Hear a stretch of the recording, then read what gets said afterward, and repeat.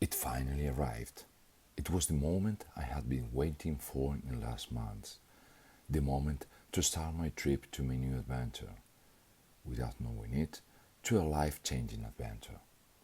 Last year, while browsing Instagram, I saw Owen, one of my friends, was racing in Colombia's some gravel race, and saw amazing pictures with the most beautiful landscapes. And since then, I worked to be on a star line of the Trans Cordilleras. Later in the year, I contacted Roman and the team and signed up to the race. What I did not know is that I was signing up to fight with giants. Once arrived to Colombia, the madness started. Some hours on a bus from Bogota to Paipa, which was our gateway to cross the three cordilleras that compose the Andes in Colombia.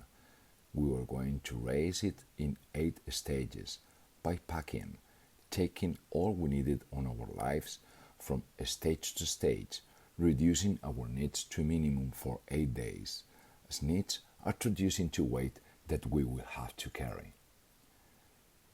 A cold morning saw us starting our race, more than 100 riders, or fools, or maybe full riders, aligned to cross the Andes, and we were starting at almost 3,000 meters. I will never forget that first stage. It changed the way to measure things. It was a shock. Never thought anything could be as hard. It was only 137 kilometers and 3,000 meters of climbing, having almost a half been on tarmac. We used to measure things how hard are usually meters, not in the number of stones you will have to pass, the number of times you will have to walk in steep climbs not suited to cycle, how much the extreme heat will dehydrate you. Numbers given for a stage are not always telling you how things will actually be. The Chicamocha Canyon is the second largest canyon in the world, and we climbed it on our first stage. It was 14 kilometers of steep technical ramps. It was more than 40 degrees. It was 3 hours climbing it and 1,200 meters of ascent. It made us feel we were in hell. But our descent, far from letting us relax, was brutal, technical, rocky, steep, until we reached some tarmac to get us to the finish line. For me, it was more than 7 hours on the bike. After finished, I could not process what happened. I could not process the beauty and brutality I experienced. I was speechless looking at the ceiling of my humble room in Suata. Then I realized I was not racing. I was fighting with giants. First of the giants I was fighting were the Andes. Not one, but 3 cordilleras we will have to cross, with enormous mountains and valleys, with peaks just touching the sky, even if there was no snow and temperatures were extremely hot. We had to fight the altitude and keep on pedaling, struggling for breath above the 3,000 meters, thin air with high temperatures. We had to fight the climate, also extreme, temperatures abnormally high, humidity reaching maximums, making us arrive with our clothes white from the salts we were losing.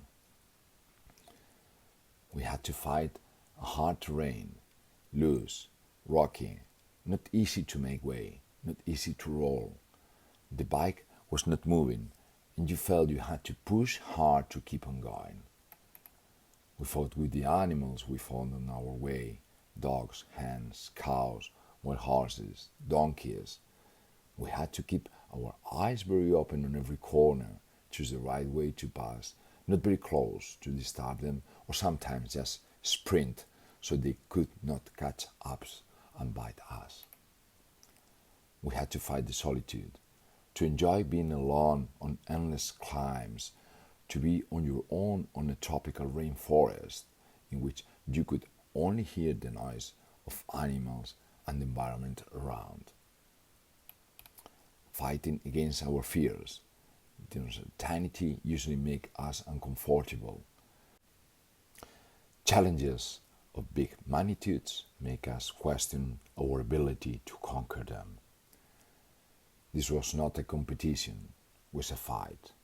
Fight not with others, but just with yourself and the environment, just you and the others. Trans Cordilleras, seen from the outside, can be seen as a stage race, an unsupported stage race, a bikepacking race, a non-stop race, or a 3-day race. It is not a race on itself. Trans Cordillera is a journey with a race inside it, embedded in it. The important part is the journey, and it's the actual meaning of this challenge. As in every journey, one of the most important parts is the companion, the fellow riders. In Trans Cordillera, when I started, I met a lot of riders. On the last day, I left friends. Trans Cordilleras transform riders in friends. It is a journey of landscapes, and your eyes will witness some of the most beautiful landscapes we'll ever seen. Vibrant colors with modern shapes. We'll have the time to enjoy while you ascend some of the longest climbs on earth. You will have the feeling of freedom one can only have while standing for 40 kilometers in such an environment.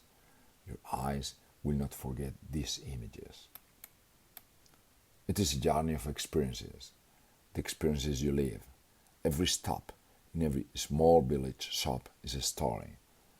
How a small house in the middle of nowhere on the hottest ever climb was actually a shop with its fridge full of cold drinks, and how the owner gave us panela when we ran out of food, assuring to us it was 100% natural with no additives, just made from the sugar cane they grow. Or the stories we share between the riders and the different motivations that made us to be on Starline. How the people in Jericho still use their horses to come to town for drinks on a Saturday night while dressing the best outfits while riding their horses. A journey in which the food is also important, starting from every evening shopping to choose what amenities we will be taking the next day on our bikes, but also the small restaurants in the towns where the stage is finished, rich and powerful cuisine, the sweets, the coffee. As on every trip, we keep our travel journal, not only on Strava, but also in our minds. And in the end, we will remember the stages by experiences, and not by kilometers, or elevation, or any other numbers.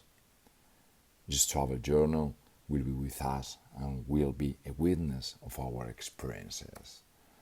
We have that reflected on our brevet card with all the stickers from every stage. Eventually, this is not a race, but a journey of people, the people we met, their story, their faces, the moments we share on and off the bike, how Diana was preparing us the best coffee every morning, how Roman, Mario, and Mauricio were taking care of us, how Paco, David, and Steven were on the route capturing each moment. So many names, so many faces. Strange faces the first day, and now friends, because this is a journey of friendship and camaraderie. Trans Cordilleras is much more than a race. It's a vital journey that could change the way you measure things in your life. Once you have fought with giants, everything will be different.